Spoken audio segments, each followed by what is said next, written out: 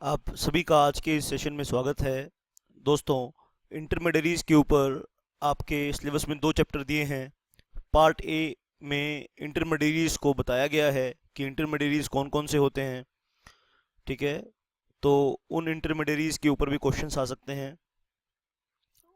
पूछ सकता है कि मर्चेंट बैंकर कौन है, कस्टोडियन कौन है, डिपॉजिटरी कौन है, डिपॉजिटरी पार्टिसिपेंट कौन है, स्टॉक ब्रोकर कौन है।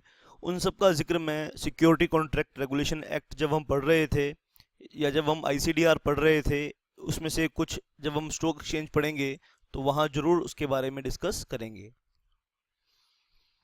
आज के इस सेशन में हम ये पढ़ने वाले हैं कि अगर आपने मान लीजिए ब्रोकर बनना है या आपको मर्चेंट बैंकर बनना है तो कैसे बन सकते हैं और क्या रेगुलेशंस हैं आपके ऊपर, इन लोगों को किन रेगुलेशंस को फॉलो करना पड़ता है, ये चीज़ पढ़ रहे हैं। बहुत इंटरेस्टिंग है ये। देखो, अगर ये सब लर्न करना पड़ जाए तो एक स्टूडेंट के लिए बड़ा मुश्किल होता है ये। देखो, SEBI merchant banker regulation 1992, SEBI registrars to an issue and share transfer agents regulation 93, SEBI underwriter regulation 93, SEBI banker to issue regulation 94, debenture trustee regulation 93, secondary market intermediaries, stock broker regulations, portfolio managers, internal audit of portfolio, SEBI regulations 96, SEBI investment advisor regulation 2013। ये बेटा, ये बहुत सारी regulations हैं, लेकिन मैं आपको एक सलाह दूंगा, मेरी सलाह मानोगे तो ये सारी मत करना। ये सारी करके फ़ायदा नहीं है, बहुत कन्फ्यूज़न हो गई। तो इसीलिए सेबी ने 2008 में एक कॉमन इंटरमीडियरीज रेगुलेशंस बना दी। यानी इतनी सारी रेगुलेशंस कन्फ्यूज़न हो जाती है, स्टूडेंट्स को तो होती भी है, जो काम करते हैं उन्हें भी हो जाती है। देखो कितनी सारी रेगुलेशंस हैं, खुद से भी कंफ्यूज है इतनी सारी रेगुलेशंस बना के। तो इन्होंने एक स्मार्ट काम किया। वो स्मार्ट काम क्या है? एक तो सेबी इंटरमीडियरी रेगुलेशंस 2008, बेटा एक तो ये पढ़नी है। अगर मेरे हिसाब से आप पढ़ोगे, स्मार्ट वर्क करोगे, आप अगर खुद से भी ये कोशिश करना चाहते हो तो 2008 की पहले करने के बाद आपको समझ में आ जाएगी सर बाकी ऊपर वाली करने की जरूरत नहीं है। दूसरा है SEBI KYC know your client registration agency KRA regulations 2011, एक ये करनी है बेटा। आईपीवी इन पर्सन वेरिफिकेशन, एक ये करनी है। एक सेबी रेगुलेटरी ऑर्गेनाइजेशन रेगुलेशन 2004, एक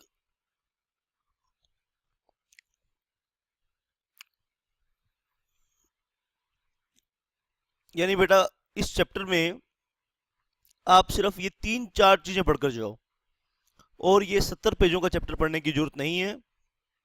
I am saving your old 70 pages. ऊपर वाले उसमें से कुछ भी नहीं आने वाला। Guidelines for anti money laundering measures, ये आप ईसीएल में पढ़ते हो, यहां पढ़ने की जरूरत नहीं है। Guidelines for anti money laundering measures, ठीक है। तो इस लेसन की शुरुआत सेबी इंटरमीडियरी रेगुलेशंस 2008 से करेंगे। Please open page number 538। शाबाश। इसका ओपनिंग पैराग्राफ पढ़ेंगे तो आपको ये समझ में आ जाएगा कि उससे ऊपर वाले पेजेस पढ़ना। अब जिस बच्चे ने पीछे 50-60 पेज पढ़ लिए हैं, उसके बाद वो ये पैराग्राफ पढ़ेगा तो उसको मतलब दीवार में सिर मारने का मन करेगा उसका। लेकिन मैंने आपके वो 50-60 पेज पहले से ही बचा दिए।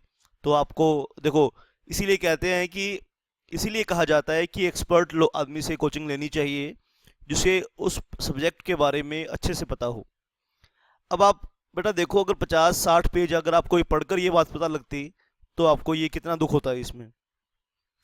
In the present regime a dozen regulations govern different categories of intermediaries। ध्यान से पढ़ना बेटा, ऊपर से आपको ये बात समझ में आ जाएगी और आप मुझे दिल से थैंक यू बोलोगे, धन्यवाद बोलोगे आप, सर गॉड ब्लेस यू, आपके मन से मेरे लिए निकलेगा। क्योंकि 50-60 पेज इंपॉर्टेंट टाइम में, जब एग्जामिनेशन टाइम चल रहा हो और किसी बंदे के 60-70 पेज बच जाएं पढ़ने के लिए, तो दिल से दुआ दोगे मुझे भी और मेरे बच्चों को भी, ठीक है, जब आप ये वाला पैराग्राफ पढ़ोगे।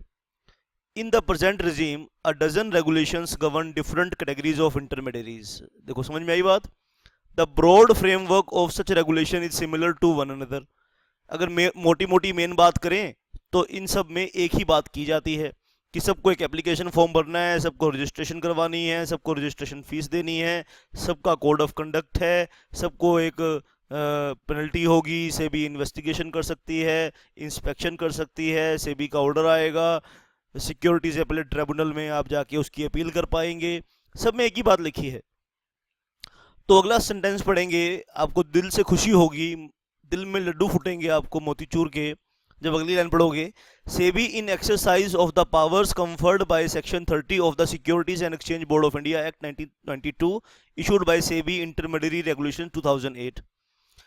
सेक्शन 30 सेबी का मैंने पढ़ाया था। सेबी सेक्शन 30 सेबी को रेगुलेशंस बनाने की पावर दे रहा है, इसीलिए सेबी ने सेबी इंटरमीडियरी रेगुलेशन 2008 बना दी, which seek to consolidate the common requirement and put in place the comprehensive framework which will apply to the intermediaries and prescribe the obligations। कहते हैं कि हमने कॉम्प्रिहेंसिव बना दी जो सभी के ऊपर एप्लीकेबल होगी, यानी अब इंडिविजुअली पढ़ने की जरूरत नहीं है, 1992 की, 93 की, 96 की, ये फलाना डमकाना, उन सबको करने की जरूरत नहीं है, सीधा 2008 की पढ़ लो। दोबारा से देखो, सुन लो।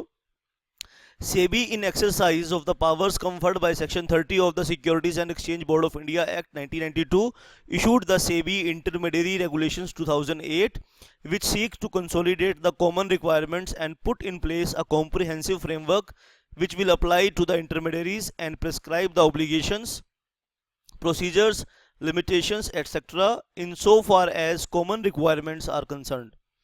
The new regulations seek to simplify procedures to make the registration regulation process of intermediaries less burdensome and cost effective without diluting the regulatory oversight. The regulation is primarily principle based and some significant changes in the framework are given below। शाबाश। देखो बेटा, तो सिर्फ हमने 2008 की पढ़नी है, ऊपर वाली पढ़ने की जरूरत नहीं है, ठीक है। गधों की तरह काम करने की जरूरत नहीं है, you must act smart way. 490 देखो 490 पेज से 538 पेज मैंने आपको बचा दिए हैं। आइए अब हम इन रेगुलेशंस को ध्यान से पढ़ेंगे, 2008 की बात को, एक एक बात को समझेंगे, और कोई भी डाउट होगा तो आप मुझसे जरूर पूछेंगे। Permanent registration subject to compliance with the SEBI act regulations, updation of relevant disclosures and payment of fees, registration shall be permanent. Registration for multiple activity, तो पहला पॉइंट क्या कह रहा है, परमानेंट रजिस्ट्रेशन, ठीक है, कि अगर आप सेबी जो रेगुलेशंस ने, आप सेबी रेगुलेशंस में जो अपने बारे में इंफॉर्मेशन प्रोवाइड करते जाएंगे, अपने बारे में ट्रू डिस्क्लोजर देते रहोगे, रिन्यूअल फीस, रजिस्ट्रेशन फीस पे करते रहोगे, तो आपका रजिस्ट्रेशन परमानेंट रहेगा। यानी आपके रजिस्ट्रेशन को परमानेंट रखना चाहते हो, नंबर 1 क्या करो, डिस्क्लोजर्स करो, नंबर 2 फीस पेमेंट करो। अगर आप ये दो काम करते जाओगे, हम आपको आपके रजिस्ट्रेशन को परमानेंट रखेंगे। रजिस्ट्रेशन फॉर मल्टीपल एक्टिविटी, जैसे मल्टीपल एक्टिविटी का मतलब क्या है, जैसे कोई एक बैंकर टू इशू बनना चाहता है, मर्चेंट बैंकर बनना चाहता है, साथ में अंडरराइटर का काम चलाना चाहता है, साथ में पोर्टफोलियो भी मैनेज करना चाहता है। तो अगर मल्टीपल एक्टिविटीज़ करना चाहते हो, the process for registration for undertaking multiple activities by the same intermediary has been simplified। तो उस काम को अब सिंप्लीफाई कर दिया गया है। Registration form information divided in 2 parts, जो रजिस्ट्रेशन फॉर्म है, जो इंफॉर्मेशन है, उसको हम 2 हिस्सों में बांट देते हैं। पार्ट 1 है, उसमें form will be disclosed and availed to the public, and part 2 will contain such information which will be retained with the board as regulatory filing। Fit and proper person requirement, criteria of determine whether an intermediary is fit and proper person have been revised and are now principle based। Suspension cancellation of certificate of registration, यानी ये main बातें हैं जो कहते हैं कि जो regulations primarily principle based and some significant changes, इन सब में significant changes किए गए हैं इन points में। Suspension and cancellation of certificate of registration, ठीक है बेटा। The manner of suspension, cancellation of any certificate granted to any person has been provided in the regulations। Consequently, the SEBI procedure for holding inquiry by inquiry officer and imposing penalty regulations 2002 has been repealed with SEBI intermediary regulation 2008। और जो 2002 की regulation है उन्हें वापस कर लिया गया है। लेकिन मुझे ये समझ में नहीं आता कि आपकी बुक में ये सब रेगुलेशंस क्यों दी हुई हैं। ये इसका जवाब तो आपका इंस्टीट्यूट ही दे सकता है कि जो रेगुलेशंस रिपील कर ली गई हैं उन्हें क्यों ढो रहे हैं, ये क्यों उनको देते हैं। स्टूडेंट्स को वैसे ही कन्फ्यूज़ होते, इतने मोटी मोटी किताबें देख के स्टूडेंट्स को वैसे ही कन्फ्यूजन होती है। आइए थोड़ी सी डिटेल में पढ़ेंगे इसको। Application for grant of certificate, अगर आप सर्टिफिकेट लेना चाहते हैं तो you need to make an application. इसके बाद डिस्क्लोजर इंफॉर्मेशन, आपको रेगुलेशन 4 में इन रेगुलेशंस की रेगुलेशन 4 में अपने बारे में डिस्क्लोजर्स करने हैं। Furnishing of information and clarification, information furnish करनी है, कुछ क्लैरिफिकेशंस भी देनी है।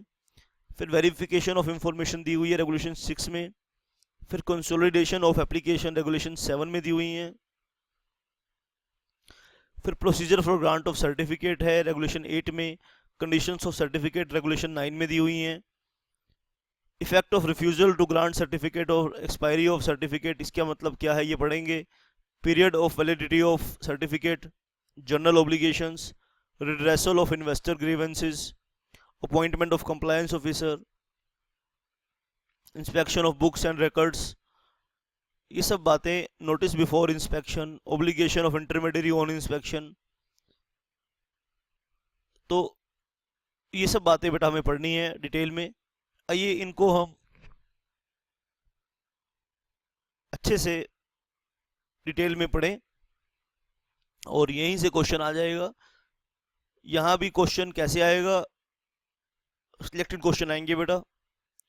जैसे for example application for grant of certificate, regulation 3 provides that an application for grant of certificate to act as intermediary shall be made to the SEBI in Form A of Schedule 1 which shall additional information as required and the application fee as specified। ठीक है, form A of schedule 1 के according आपने application करनी है। With such additional information as required, वो schedule 1 पढ़ेंगे तो उसमें जो एडिशनल इंफॉर्मेशन आपसे मांगी गई है वो भी आपको देनी पड़ेगी और अकॉर्डिंगली आपको एप्लीकेशन फीस भी देनी पड़ेगी।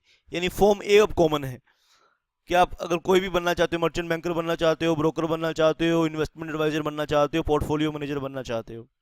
However, the applicant seeking registration to act as stock broker or sub broker or a trading member or a clearing member of a depository participant has made the application along with such additional information through the stock exchange or through the clearing corporation of which the applicant is a member, trading member, or through the depository in which the applicant proposed to act as a participant as the case may be। हाँ, अगर आप ये वाले intermediate बनना चाहते हो, however के बाद जो आपने पढ़े हैं तो आपको एडिशनल इंफॉर्मेशन देनी पड़ेगी।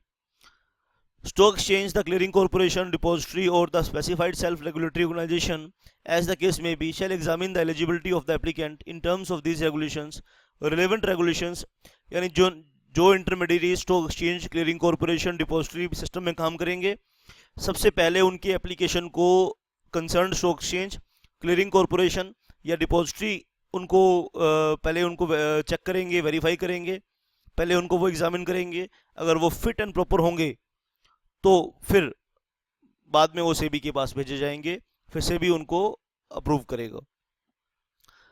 And number third point is an intermediary who was granted certificate under the relevant regulations prior to the commencement of these regulations in relation to such intermediary may continue to act as such subject to the following। हाँ, अब जिनका regulations, जिनका registration particular guidelines के अंदर हुआ था, यानी पहले क्या था, 2008 से पहले क्या था, हर इंटरमीडियरी के लिए सेबी ने अलग से रेगुलेशन बनाए हुए थे।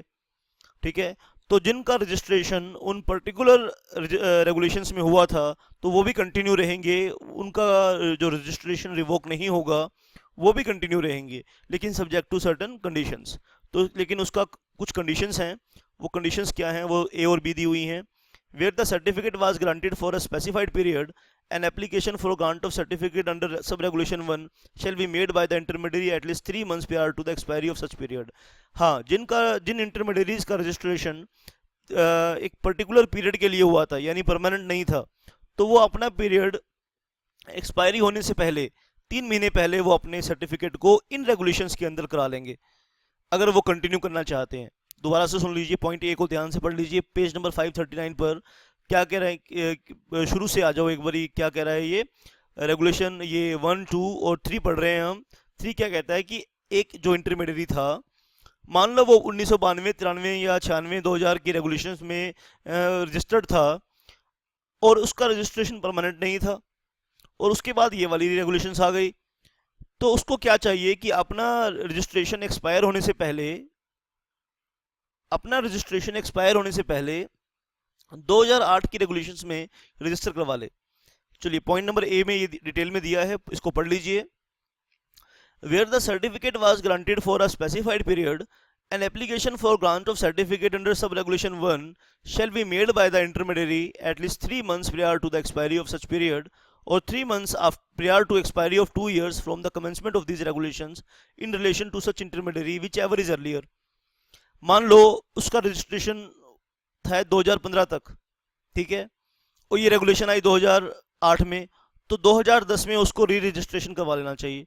कहते हैं विच एवर इज अर्लियर, या तो 2 years from the commencement of these regulations, या 2008 की रेगुलेशंस जब आई, जब से 2 साल, या उसका रजिस्ट्रेशन अगर 2 साल से पहले एक्सपायर हो जाए तो विच एवर इज अर्लियर।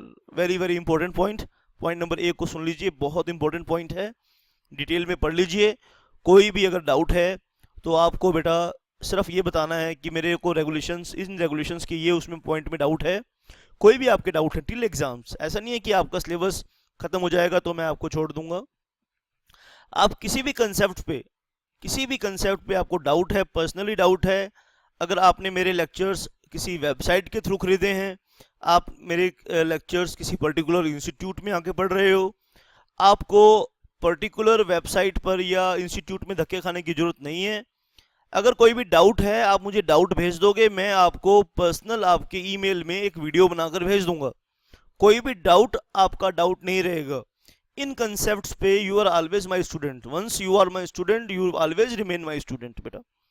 यानी इन कैपिटल मार्केट में के कंसेप्ट्स में आपका काम खत्म नहीं हुआ है बेटा। प्रोफेशनल एग्जाम में आओगे वहां पे आपका बहुत यूज होगा। 3 पेपर हैं प्रोफेशनल्स में जो इस सब्जेक्ट पे बेस्ड हैं। 3 पेपर बता रहा हूँ प्रोफेशनल में, 300 नंबर इस सब्जेक्ट पे बेस्ड हैं। तो वहाँ आपको आपके सर की याद आएगी कि सर ने हमें कितने डिटेल में, कितने अच्छे से ये बात बताई थी, और वहाँ आपको मेरी वैल्यू रियलाइज होगी कि सर ने हमारे साथ कितना अच्छा काम किया था, हमें एक एक रेगुलेशंस को, एक एक शब्द को कितने प्यार से पढ़ाया था। ठीक है, जब एग्जाम में बैठोगे बेटा तब मेरी याद आएगी आपको कि सर ये भी आता है, हमें ये भी आता है, ये भी आता है। अब मैं एक काम और करूँगा, मैक्सिमम बच्चे मेरे साथ व्हाट्सएप से अटैच्ड हैं, और जो बच्चे व्हाट्सएप से अटैच नहीं हैं वो भी क्या करेंगे, अब व्हाट्सएप से अटैच हो जाएंगे। अब मैं आपको हर चैप्टर के क्वेश्चंस दूंगा। आप क्या करो, अपना दिमाग तो आप देखो लगाओगे, ठीक है भाई, अपना दिमाग तो आपने लगाना ही है, अपने दिमाग के अकॉर्डिंग तो क्वेश्चन तैयार करोगे ही करोगे। आप बच्चे आजकल के बहुत स्मार्ट हैं, यहाँ से भी क्वेश्चन, वो भी क्वेश्चन, ये सब बहुत तैयारी करते हैं बच्चे आजकल के। अब उस तैयारी के बीच मेरे क्वेश्चंस भी कर लेना भाई, ठीक है। कुछ बच्चे तो इतने खतरनाक होते हैं, वो बोलते हैं कि सर नहीं, हम तो आप वाले क्वेश्चन से करके जाएंगे। मैं कहता हूँ कि नहीं, हालांकि रिस्क कोई नहीं है इसमें, लेकिन फिर भी बेटा आप अपने दिमाग से जरूर यूज़ करना। मैं ये नहीं कहता कि ऐसा होता है कि बेटा मैक्सिमम 80 to 90% क्वेश्चन जो मैं बताऊंगा उसी में से आते हैं, लेकिन फिर भी आपने अपने दिमाग को लगाना है, ठीक है। कल को मैं इस बात की रिस्पॉन्सिबिलिटी नहीं ले सकता कि सर हमने तो आपके क्वेश्चंस किए थे और वो एग्ज़ाम में आए नहीं।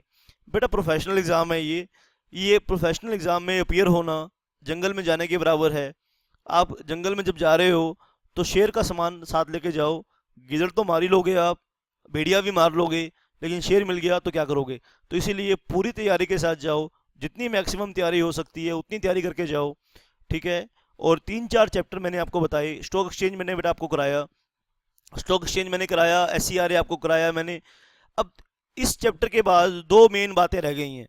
एक तो लिस्टिंग एग्रीमेंट में कुछ क्लोजेस करवाने हैं। लिस्टिंग एग्रीमेंट में भी आपके स्टडी मैटर में 50-60 पेजेस दिए हुए हैं। मैं सारे नहीं करवाता, सारे करवाना बेवकूफ़ी है, वो आएंगे नहीं, उस पर क्वेश्चन बन ही नहीं सकते। वो गधे हैं स्टूडेंट्स जो सारे करके जाएंगे। मैं आपको उसमें से सिलेक्टेड कराऊंगा, जो मैं कराऊंगा वो आपने करके जाने हैं, लेकिन अच्छे से करके जाने हैं। लिस्टिंग एग्रीमेंट के क्लोजेस जो मैं करवा दूंगा उससे बाहर नहीं आ सकते। लिस्टिंग एग्रीमेंट, और एक चीज़ रह गई है आपकी स्टॉक एक्सचेंज के कुछ कंसेप्ट्स हैं, टेक्निकल कंसेप्ट्स हैं। उनमें जो कंसेप्ट्स हैं बेटा वो मैं आपको आज के इस इस क्लास के बाद वो क्लास मैं प्रोवाइड करा दूंगा। ये मैक्सिमम 3-4 घंटे की और क्लास बची हैं। इस क्लास के बाद 3-4-5 घंटे की क्लास आप करने के बाद ये आपका सिलेबस फिनिश हो जाएगा, कोई भी चैप्टर आपका बाकी नहीं बचेगा। ठीक है, लेकिन आपने बेटा क्या करना है, आपने एक बारी मुझसे ज़रूर कंसल्ट करना है प्राइवेट बेसिस पर। हर एक बच्चा मुझसे, मैं आपको व्हाट्सएप से आप मुझे संपर्क करेंगे तो मैं आपको टाइम बताऊंगा, वहाँ खुल के आप बात करना मेरे से कि कितनी तैयारी आपकी है, कितनी परसेंट तैयारी है, क्या क्या आपको इसमें आता है। आप मुझसे खुल के बात करोगे तो मैं आपको स्पष्ट बता दूंगा कि कितने परसेंट तैयारी आपकी है, कितने नंबर आ सकते हैं इस तैयारी के साथ। ठीक है, तो पहला टारगेट तो बेटा 40 मार्क्स रखना, दूसरा टारगेट 50 मार्क्स, यानी पहला तो अचीव होएगा ही होएगा, इसमें तो कोई शक ही नहीं है, लेकिन 50 नंबर पहले इंश्योर करने हैं। तो मैं आपको कुछ ऐसे क्वेश्चंस, कुछ ऐसे कंसेप्ट्स बताऊंगा कि जिसमें से 50 नंबर तो आने ही आने हैं। ठीक है, तो सबसे पहले तो 50 मार्क्स का पेपर आपने इंश्योर करना है। दोस्तों एक बात और मैं बताना चाहता हूँ आपको इस पॉइंट पर कि इस सब्जेक्ट में ना, अगर आप ठीक लिखेंगे तो नंबर नहीं कटते हैं। स्टूडेंट्स के 70-80 मार्क्स मेरे स्टूडेंट्स के इजीली इसमें आते हैं, 70-75-80 मार्क्स इजीली स्टूडेंट्स के इसमें आ जाते हैं। तो आपने बेटा बहुत ध्यान से मेरी बात को समझना है, बहुत प्यार से मेरी इस बात को देखना है। आइए हम आपको आगे के पॉइंट नंबर बी इसमें बढ़ेंगे। Where a certificate has been guaranteed to an intermediary on a permanent basis, the certificate may continue to be valid under these regulations subject to the conditions that the intermediary shall within the 2 years of the commencement of these regulations in relation to such intermediary furnish the information in form A to SEBI and upload the information in part 1 thereof on the website specified by SEBI। भाई point number A में तो हमने पढ़ा कि जिनका registration permanent नहीं था उनको क्या करना है, उनको अपने रजिस्ट्रेशन एक्सपायरी होने से पहले रजिस्ट्रेशन करवाना है या इन रेगुलेशंस के 2 साल के अंदर री रजिस्ट्रेशन करवाना है। अब पॉइंट नंबर बी में उन इंटरमीडियरीज को कवर किया जा रहा है जिनका रजिस्ट्रेशन परमानेंट नहीं था, जिनका रजिस्ट्रेशन परमानेंट नहीं था लेकिन जिन्होंने अपने रजिस्ट्रेशन को एक्सपायरी होने से पहले, सॉरी, जिनका रजिस्ट्रेशन परमानेंट था, पॉइंट नंबर बी में आप पढ़ रहे हैं, जिनका रजिस्ट्रेशन परमानेंट था उनको 2 साल के अंदर अंदर दोबारा से फॉर्म ए फाइल करना है और सेबी को अपने बारे में इंफॉर्मेशन प्रोवाइड करनी है। However, the time may be extended by SEBI up to period of 6 months on sufficient reasons being shown by the intermediary। इसमें रेगुलेशन नंबर पॉइंट नंबर 4 पढ़ेंगे। An intermediary who has complied with the provision of these regulations shall be deemed to have been granted certificate under these regulations subject to payment of fees subject to under these relevant regulations। Point number 5 पढ़ लेंगे।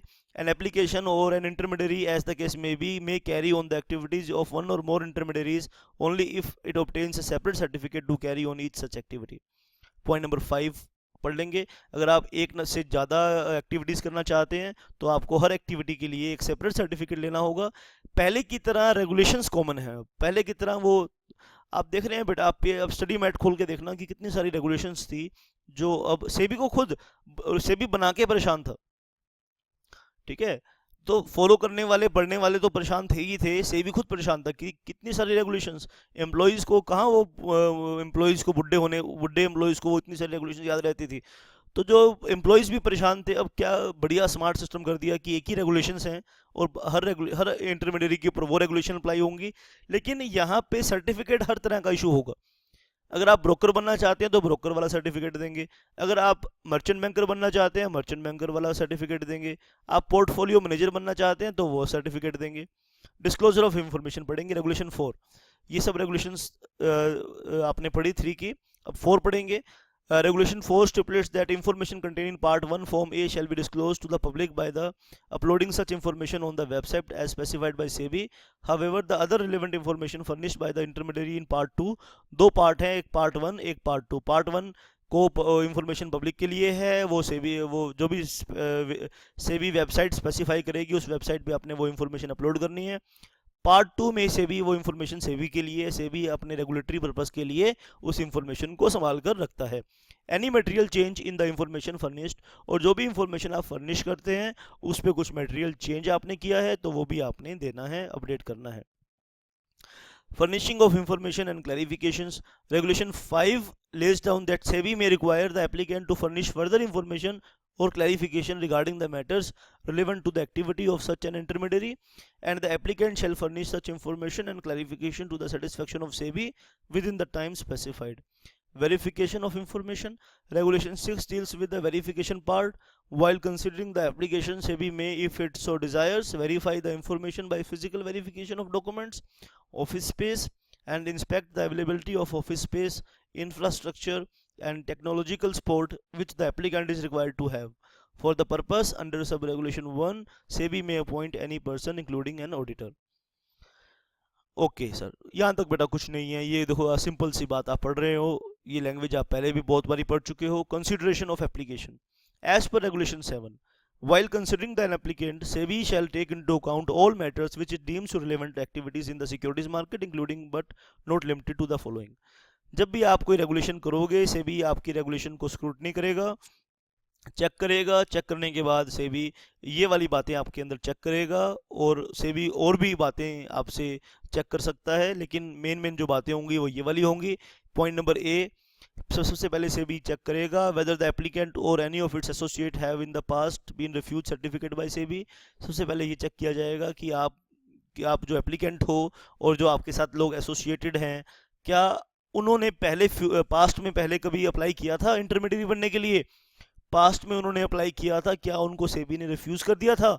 सबसे पहले SEBI ये check करेगा, और फिर दोबारा check करेगा वेदर द एप्लीकेंट, इसके डायरेक्टर हैं, जो इसके पार्टनर हैं, जो इसके ट्रस्टी हैं, as the case may be, और its principal officer involve any pending litigation connected with the security market. सबसे फिर दोबारा SEBI चेक करेगा भाई जो इनके मेन बंदे हैं उनके ऊपर क्या कोई मुकदमेबाजी चल रही है, ठीक है, सिक्योरिटी मार्केट से रिलेटेड कुछ केसेस चल रहे हैं कि नहीं चल रहे, फिर SEBI चेक करेगी। फिर C point, whether the applicant satisfy the eligibility criteria and other document requirements. फिर देखेगी SEBI की एलिजिबिलिटी क्राइटेरिया पूरा करता है कि नहीं करता। Whether the grant of certificate to the applicant in the interest of the investors and the development of the securities market. Any application for grant of certificate which is not complete on all respects and does not conform to the requirement in Form A and the requirements specified in the relevant regulations, which does not contain such additional information as required, which is incorrect, false or misleading in nature, while the applicant is not compliant with the eligibility requirements, where the applicant is not fit and proper person as stated in Schedule 2, where the principal officer does not have the requisite qualification or experience as required under the relevant regulations। ठीक है बेटा, तो SEBI ये बातें check करेगी जब भी application देगी, और application shall be rejected by SEBI for reasons of recorded by SEBI in writing. Before rejecting an application, the applicant shall be given an opportunity in writing to make good the deficiencies within the time specified by SEBI. For the purpose where the application is rejected for the reason that it contains false or misleading information, no such opportunity may be given, and the applicant shall not make an application for grant of certificate under these regulations or any other regulations for a period of 1 year from the date of such rejection। देखो बेटा, अगर SEBI ने application reject कर दी है तो आप क्या कर सकते हो? shall be rejected by SEBI for reasons to be recorded by SEBI in writing। SEBI क्या करेगा बेटा? Before rejecting an application, the applicant shall be given an opportunity in writing to make good the deficiency within the time specified by the SEBI। SEBI कहेगा भाई आपके अंदर कुछ deficiency है, इन deficiencies को इतने टाइम के अंदर दूर कर सकते हो तो हम आपको सर्टिफिकेट दे सकते हैं। जहाँ तो applicant where an applicant is rejected for the reason that it contains false और misleading information, no such opportunity may be given. लेकिन हाँ, कोई अगर एप्लीकेंट झूठी और मिसलीडिंग इन्फॉर्मेशन देगा फिर तो उसकी एप्लीकेशन को आगे उसको ये वाली अपॉर्चुनिटीज़ नहीं दी जाएगी, डेफिशिएंसी दूर करने की अपॉर्चुनिटी नहीं दी जाएगी। हाँ, वैसे आदमी के अंदर कोई और डेफिशिएंसी है जो दूर की जा सकती है तो SEBI उस डेफिशिएंसी को दूर करवा के उसको सर्टिफिकेट ऑफ रजिस्ट्रेशन दे देगी। रेगुलेशन 8 में पढ़ेंगे procedure for grant of certificate. Regulation 8 stipulate that SEBI on being satisfied that the applicant is eligible shall grant a certificate in the form specified in the relevant regulations and send an intimation to the applicant in this regard। ठीक है, SEBI अगर satisfied है कि applicant eligible है, shall grant a certificate in form specified in the relevant regulations, ठीक है, and send an intimation to the applicant in this regard, provided that where a pending proceeding before SEBI or any court or tribunal may result in the suspension or cancellation of the certificate, SEBI may give a conditional registration। when an intermediary who has been granted a certificate and who filed Form A under these regulations wishes to commence a new activity which requires a separate certificate under the relevant regulations, it shall, while seeking such certificate, not to be required to Form A and such furnish to SEBI only such additional information as is required under the regulations. Conditions of certificate regulation 9 में कुछ conditions दी हुई हैं कि किन conditions में certificate आपको issue किया जाएगा। शाबाश, इसको बहुत ध्यान से हमें पढ़ना। Regulation 9 provides that any certificate granted by SEBI to an intermediary shall be subject to following conditions. Where the intermediary proposes to change its status or constitution, it shall obtain prior approval of SEBI for continuing to act as intermediary